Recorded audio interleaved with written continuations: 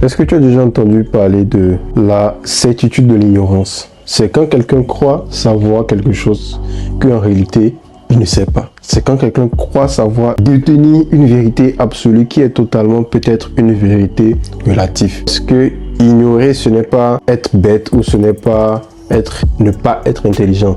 Ignorer, c'est ne pas savoir. Quand on traite quelqu'un de ignorant, c'est en fait que la personne ignore une vérité. Mais en fait, la personne ignore une vérité, mais il croit savoir que ce qu'il sait, c'est la vérité. Oh non.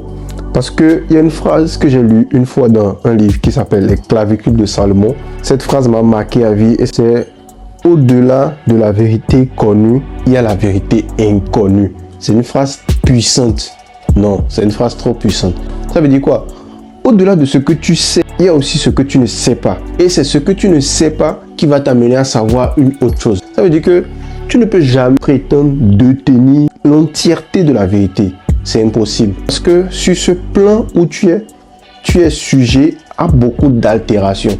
Cette vérité que tu penses détenir, elle a été une construction faite sur le temps et aussi une construction de ton environnement. Quand tu soutiens fermement une affirmation, cette affirmation que tu soutiens n'est pas le fruit de ta création, mais peut-être c'est le fruit de la création d'une autre personne. Ça veut dire que tu es en train de défendre l'opinion d'autrui. Tu n'es pas en train de défendre une construction personnelle de ta raison. Il ne faudrait pas que tu te perdes dans les méandres de l'ignorance. Parce que c'est quand tu sais que tu ne sais pas que tu cherches à savoir. Et quand tu ne sais pas que tu ne sais pas, c'est là que tu es foutu.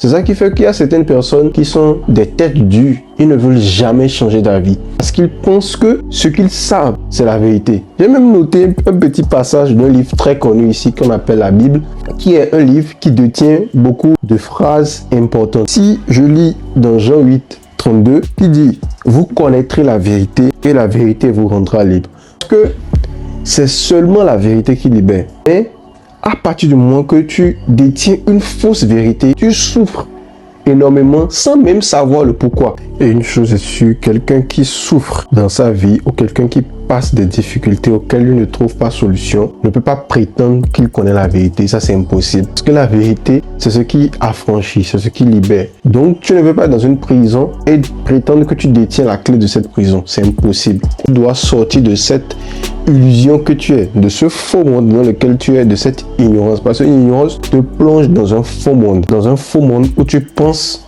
que ce que tu es en train de vivre là, c'est la réalité. Oh non, ça ne peut pas être la réalité parce que tu es en train de souffrir.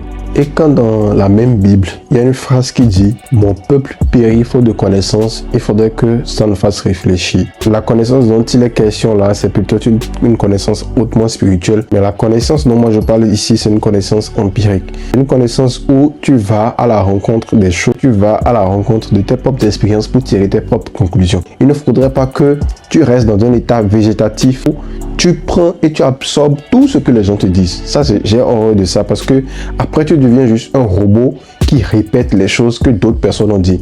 Si tu ne penses pas par toi-même et que tu ne décortiques pas toi-même tes propres pensées ou tes propres conclusions, alors là, tu es voué à l'échec. Parce qu'il faudrait que tu comprennes aussi quelque chose. Même dans le domaine de la science, les vérités d'aujourd'hui sont les mensonges d'hier. Il y a beaucoup d'affirmations qui étaient vraies hier. Quand je dis hier, c'est dans l'ancien temps, mais qui sont fausses aujourd'hui. Il faudrait que tu ne tires pas de conclusions absolument certaines sur certaines choses de la vie. Il faudrait que tu sois toujours ouvert d'esprit pour retirer de nouvelles conclusions. Et ça aussi, c'est bon parce que tu ne mets pas ton ego à l'épreuve des choses inutiles. Change d'avis. Il n'y a aucun problème à faire des erreurs. Il n'y a aucun problème à dire non, ceci. Ah, c'était comme ça avant, maintenant ce n'est plus comme ça. Il n'y a pas peut-être de vérité qui marche toute la vie. Tu vois, il y a peut-être pas, il y a certaines vérités comme ça auxquelles je suis en train de penser actuellement. Et il y a certaines que tu dois revoir et réanalyser. Et c'est de ça qu'il est question. Et quand je dis, il ne faut pas que tu vives dans l'ignorance, donc il faut que tu aies un esprit critique. Que l'esprit critique, quand je dis l'esprit critique, ce n'est pas l'esprit qui critique les autres, mais c'est l'esprit qui se critique soi-même. Parce que la vraie guerre, en fait, c'est autant une guerre intérieure qu'une guerre extérieure. Tu vois, il faudrait que tu critiques tout ce qui te contrôle. Il faudrait que tu doutes de tes pensées et que tu recrées ta réalité. C'est de ça qu'il est question. Il faut que tu marches vers une sagesse. Tu marches vers une sagesse qui t'aidera à vivre une vie de paix et peut-être de prospérité, forcément de prospérité, parce que si tu as la paix, tu pourras prospérer, tu pourras faire ce qu'il y a lieu de faire, une vie sans souffrance. C'est ça mon objectif ici. C'est pour ça que je te dis, vois tes convictions et revois ta vie. Si tes convictions étaient vraiment vraies, ta vie ne serait pas comme elle est actuellement.